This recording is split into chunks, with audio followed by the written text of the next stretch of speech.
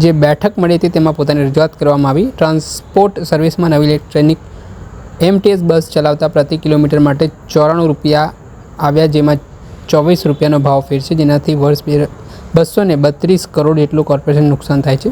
Sabarmati riverfront અનેક કામો થયા, જેના કારણે નદીમાં કાપ ભરાઈ ગયો છે અને ડેમના 3 દરવાજા રિપેરિંગ કરવાનો છે, ત્યારે પણ ડિસ્કલ્ટિંગની કામગીરીમાં આવી છે। પારડીમાં અસાનધારા અમલ માટે કલેક્ટર સાથે કમિશનર પણ કામ કરે તેવી રજૂઆત કરાઈ છે। તેમના મત વિસ્તારમાં 2 બ્રિજ બની રહ્યા છે, જેની ડિઝાઇન વિશે માહિતી માંગી તો મેયર અને સ્ટેન્ડિંગ ચેરમેન પણ ખબર નથી અને કામ ચાલુ થઈ ચૂક્યું છે, તે પ્રકારની વાત કરતા શું કહી રહ્યા છે ધારાસભ્ય અમિત શાહ તે સાંભળી લો। પ્રભારી મંત્રી શ્રી આદરણીય ઋષિકેશભાઈ અને શહેરના મંત્રી, શહેરના ધારાસભ્ય અને મંત્રી જગદીશભાઈ વિશ્વકર્માની હાજરીમાં ત્યાં મીટિંગ સંકલન અગત્યની મીટિંગ બોલાવવામાં આવી હતી। તેમાં દરેક ધારાસભ્યએ શહેરના ટચી પ્રશ્નો હોય એની રજૂઆત કરી।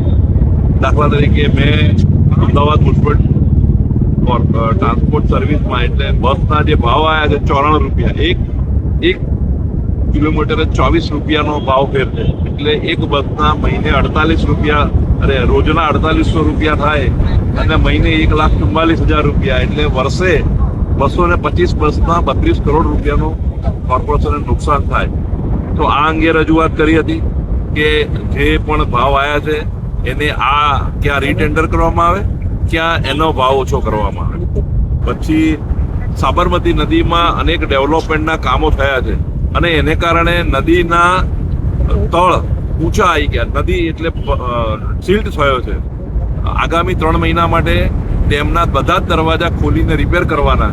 તો મેં લાગણી વ્યક્ત કરી છે કે તમને યોગ્ય લાગતું હોય કે નદીના ખરેખર સિલ્ટ ભરાયો છે, તો જ્યારે 3 મહિના ડેમના દરવાજા રિપેર કરવા માટે ખોલવાના છે ત્યારે આ ડિસિલ્ટિંગ કરવામાં આવે, એમાંથી કાપ કાઢવામાં આવે, જેથી અમદાવાદમાં પાણી ભરાવાનો પ્રશ્ન રહે નહીં। અશાંત ધારાના અમલ માટે પારડી વિસ્તારમાં અને વેજલપુરમાં અશાંત ધારાના જે અમલ છે એનો અમલ કોર્પોરેશન કલેક્ટર પર ધારી દે છે કે કલેક્ટર પણ કોર્પોરેશન પણ એમાં અસરકારક રીતે મદદ કરે તેની લાગણીની વ્યક્તિ જે તે વિસ્તારના ધારાસભ્યોએ કરેલી છે। શહેરમાં CCTVનું નેટવર્ક સારી રીતે ગોઠવાય એના માટે પણ રજૂઆત કરી છે। મારા વિસ્તારમાં 2 બ્રિજ બની રહ્યા છે। મેં એને પૂછ્યું કે ભાઈ આ ડિઝાઇન તો બતાવો, તો ન મેયરને ખબર, ન સ્ટેન્ડિંગ ચેરમેનને ખબર, અને ટેન્ડર મંજૂર થઈ ગયું છે અને કામ પણ શરૂ થઈ ગયું। એટલે ચૂંટાયેલા પ્રતિનિધિને કામ ડિઝાઇન ત્યારે કોઈ પણ વસ્તુ ટેન્ડર બહાર નીકળે ત્યારે ડિઝાઇન બતાવવી જોઈએ કે જેને કારણે એને કેટલી લેન્સ કરાવી છે ચૂંટાયેલા પ્રતિનિધિને ખબર હોય છે, અને એની એવી અમારી લાગણી અને માગણી હતી ને કમિશનરે પોતે પણ કબૂલ્યું કે આવું બીજી વાર અમે ધ્યાન રાખીશું।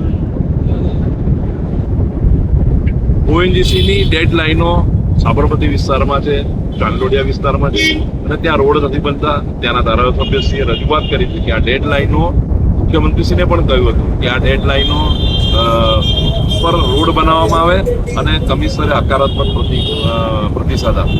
પાણી ભરાવાની સમસ્યા, ટ્રક લાઈન પણ અવાજ થઈ છે અને પાણી ભરાવાની રજૂઆત પણ બધા ધારાસભ્યોએ કરી છે।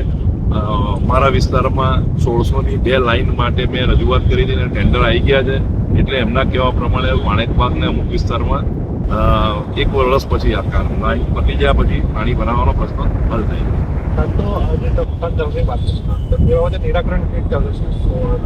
અમે કલેક્ટરને ગઈકાલે મુખ્યમંત્રીને રૂબરૂ મળીને એક આવેદનપત્ર આપ્યું છે અમે પાર્ટીના કોર્પોરેટર સાથે, અને જે અશાંત ધારામાં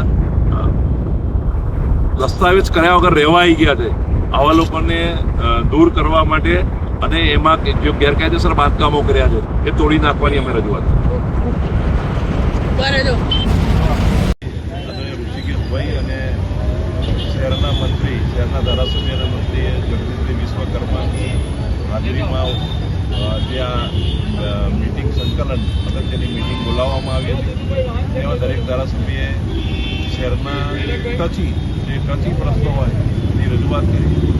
દાખલા તરીકે મેં અમદાવાદ મુન્સિપલ ટ્રાન્સપોર્ટ સર્વિસમાં એટલે બસના જે ભાવ આવ્યા છે 94 રૂપિયા, એક કિલોમીટરે 24 રૂપિયાનો ભાવ ફેર છે, એટલે એક બસના મહિને 48 રૂપિયા અને રોજના 4800 રૂપિયા થાય અને મહિને 1,44,000 રૂપિયા, એટલે વર્ષે 225 બસના 32 કરોડ રૂપિયાનું કોર્પોરેશનને નુકસાન થાય. તો આ અંગે રજૂઆત કરી હતી કે જે પણ ભાવ આવ્યા છે એને ક્યાં રીટેન્ડર કરવામાં આવે, ક્યાં એનો ભાવ ઓછો કરવામાં આવે. પછી સાબરમતી નદીમાં અનેક ડેવલપમેન્ટના કામો થયા છે અને એને કારણે નદીના તળ ઊંચા આવી ગયા, નદી એટલે સિલ્ટ થયો છે. આગામી 3 મહિના માટે ડેમના બધા જ દરવાજા ખોલીને રિપેર કરવાના છે. તો મેં લાગણી વ્યક્ત કરી છે કે તમને યોગ્ય લાગતું હોય કે નદીના ખરેખર સિલ્ટ ભરાયો છે, તો જ્યારે 3 મહિના ડેમના દરવાજા રિપેર કરવા માટે ખોલવાના છે ત્યારે આ ડિસિલ્ટિંગ કરવામાં આવે, એમાંથી કાપ કાઢવામાં આવે, જેથી અમદાવાદમાં પાણી ભરાવાનો પ્રશ્ન રહે નહીં. અશાંત ધારાના અમલ માટે પારડી વિસ્તારમાં અને વિજલપુરમાં અશાંત ધારાના જે અમલ છે એનો અમલ કોર્પોરેશન કલેક્ટર પર ધારી જાય છે કે કલેક્ટર પણ કોર્પોરેશન પણ એમાં અસરકારક રીતે મદદ કરે તેની લાગણીને વ્યક્તિ જે તે વિસ્તારના ધારાસભ્યોએ કરેલી છે. શહેરમાં સીસીટીવીનું નેટવર્ક સારી રીતે ગોઠવાય એના માટે પણ રજૂઆત કરી છે. મારા વિસ્તારમાં 2 બ્રિજ બની રહ્યા છે. મેં એને પૂછ્યું કે ભાઈ આ ડિઝાઇન તો બતાવો, તો ન મેયરને ખબર, ન સ્ટેન્ડિંગ ચેરમેનને ખબર, અને ટેન્ડર મંજૂર થઈ ગયું છે અને કામ પણ શરૂ થઈ ગયું છે. એટલે ચૂંટાયેલા પ્રતિનિધિને કામ ડિઝાઇન જ્યારે કોઈ પણ વસ્તુ ટેન્ડર બહાર નીકળે ત્યારે ડિઝાઇન બતાવવી જોઈએ કે જેને કારણે એને કેટલી લેન્સ કરાવી છે ચૂંટાયેલા પ્રતિનિધિને ખબર હોય છે. અને એની એવી અમારી લાગણી અને માગણી છે કે કમિશનરે પોતે પણ કબૂલ્યું કે આવું બીજી વાર અમે ધ્યાન રાખીશું. ઓએનજીસીની ડેડ લાઈનો સાબરમતી વિસ્તારમાં છે, કાંકરોડિયા વિસ્તારમાં છે અને ત્યાં રોડ નથી બનતા. ત્યાંના ધારાસભ્યશ્રીએ રજૂઆત કરી હતી કે આ ડેડ લાઈનો, મુખ્યમંત્રીશ્રીને પણ કહ્યું હતું કે આ ડેડ લાઈનો પર રોડ બનાવવામાં આવે અને કમિશનરે હકારાત્મક પ્રતિસાદ આપે. પાણી ભરાવાની સમસ્યા ટ્રંક લાઈન બની હોવાથી પાણી ભરાવાની રજૂઆત પણ બધા જ ધારાસભ્યોએ કરી છે. મારા વિસ્તારમાં 1600ની 2 લાઈન માટે મેં રજૂઆત કરી છે અને ટેન્ડર આવી ગયા છે. એટલે એમના કહેવા પ્રમાણે માણેકબાગને અમુક વિસ્તારમાં 1 વર્ષ પછી આપવાનું, પતી ગયા પછી પાણી ભરાવાનો પ્રશ્ન હલ થઈ ગયો. આપણે સાંભળ્યા હતા ધારાસભ્ય અમિત શાહ. તેમણે કહ્યું છે કે કમિશનરે ખાતરી આપી છે કે હવે ધારાસભ્યને સંકલનમાં રાખી કામ થશે. ગઈકાલે મુખ્યમંત્રી ભૂપેન્દ્ર પટેલને પણ આ મામલે રજૂઆત કરી છે. અશાંત ધારામાં દસ્તાવેજીના રહેવા આવી ગયા છે તેની સામે કાર્યવાહી કરવામાં આવશે તે પ્રકારની વાત પણ કહેવાઈ રહી છે. દર્શક મિત્રો, અનકવરેજ ન્યૂઝને આપ લાઇક કરી લો, સબસ્ક્રાઇબ કરી લો અને શેર કરવાનું ભૂલતા નહીં.